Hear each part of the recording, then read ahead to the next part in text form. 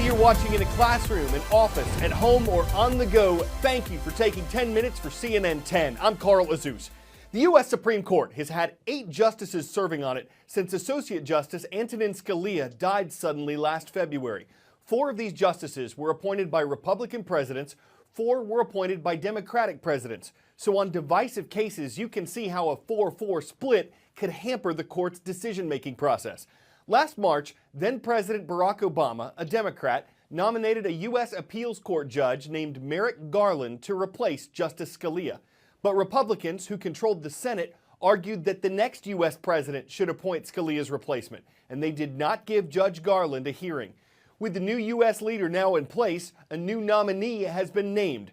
Tuesday night, President Donald Trump announced that Neil Gorsuch, a U.S. appeals court judge, was his pick to fill Scalia's seat on the High Court. The 49-year-old Judge Gorsuch is considered to be a conservative jurist, like Scalia. The nominee studied at Columbia, Harvard, and Oxford universities, and President Trump says his qualifications are beyond dispute. But House Minority Leader Nancy Pelosi described Gorsuch as a hostile appointment who's outside the American mainstream. Experts say Gorsuch is still likely to join the Supreme Court bench. His Senate confirmation hearings are set to begin in 6 weeks. Federal judges, including Supreme Court justices, serve for life. That's why presidents regard these judicial appointments as such an important way to extend their own legacies.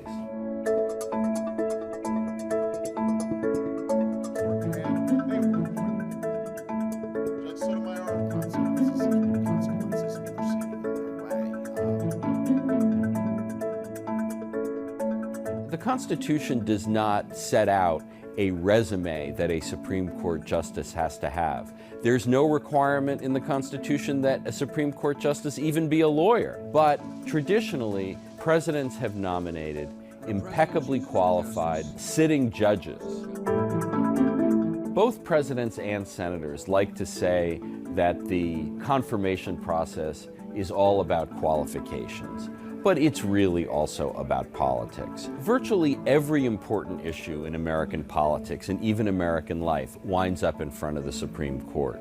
And they have the last word. Both the president and the senators trying to figure out how the nominee stands on the hot-button issues that the Supreme Court deals with. And that's why the senators will vote yes or no.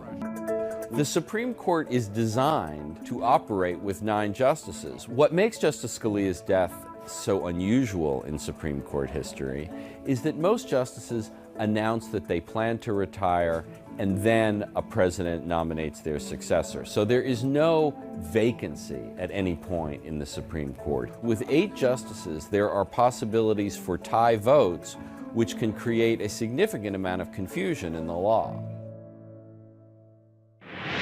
Next, messages crisscrossing the Pacific Ocean.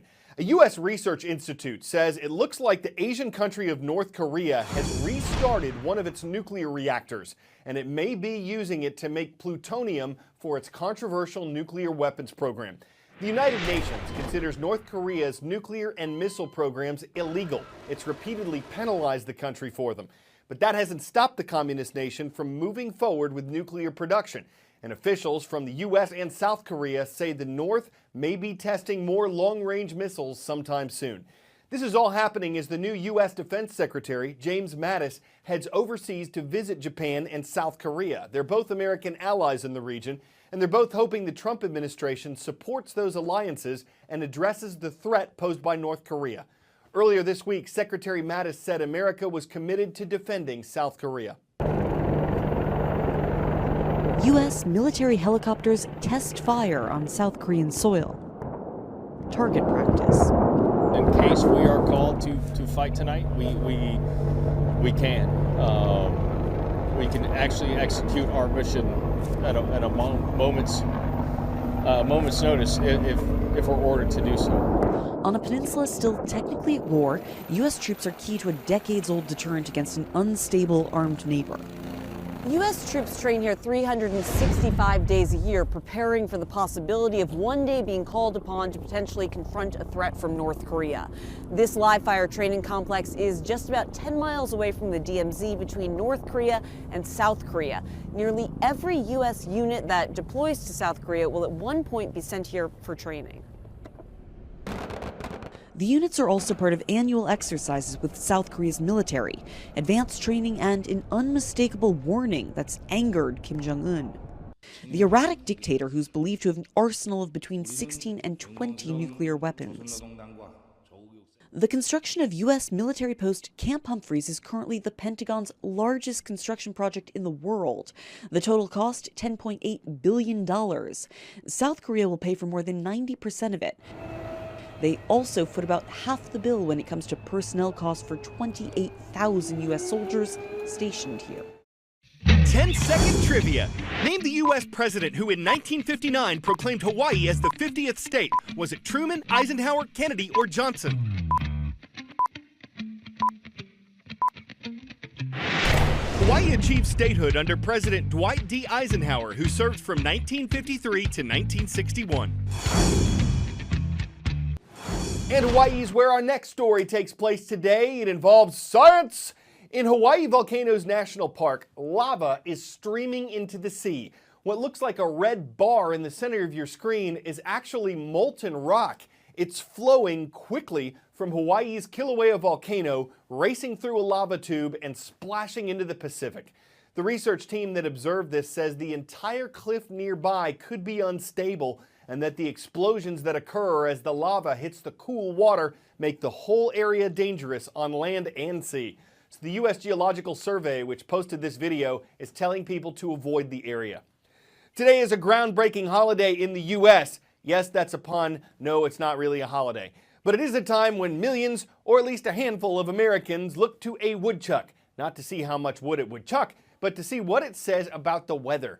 Groundhog Day is a kind of ancient way of forecasting. From semi-famous rodents like Punxsutawney Phil, General Beauregard Lee, or Staten Island Chuck, people are hoping to get a sense of whether spring weather is coming soon. And if they don't get an accurate sense of that, at least they can have fun trying. Where exactly did this tradition come from? It's Groundhog Day. Every year on February 2nd is Groundhog Day, but this has been around for a long time. This is a German tradition that dates back to the 1700s. The Germans brought it over to the United States when they settled in Pennsylvania. Now on Groundhog Day, it all comes down to this guy, Phil the Groundhog in Punxsutawney, Pennsylvania, whether he will see his shadow or not. Now, Phil comes out of hibernation every year on Groundhog Day on February 2nd. If it's a bright, sunny day, well, most likely Phil will see his shadow. But then he will get scared, go back in his hole, and go back to sleep, and we'll have winter for 6 more weeks. But if it's a cloudy day, a dreary day, and he comes out and does not see his shadow, well, he'll stay out, and that means spring will come early. Now, if you count up all of the years that Phil has been forecasting, he basically sees his shadow about 85% of the time. So it's most likely he'll see his shadow. His owners think he's accurate 100% of the time, but if you ask meteorologists around the world, well, we disagree. We think he's wrong about 50% of the time. Whether he sees his shadow or not, though, the official start to spring is March 20th.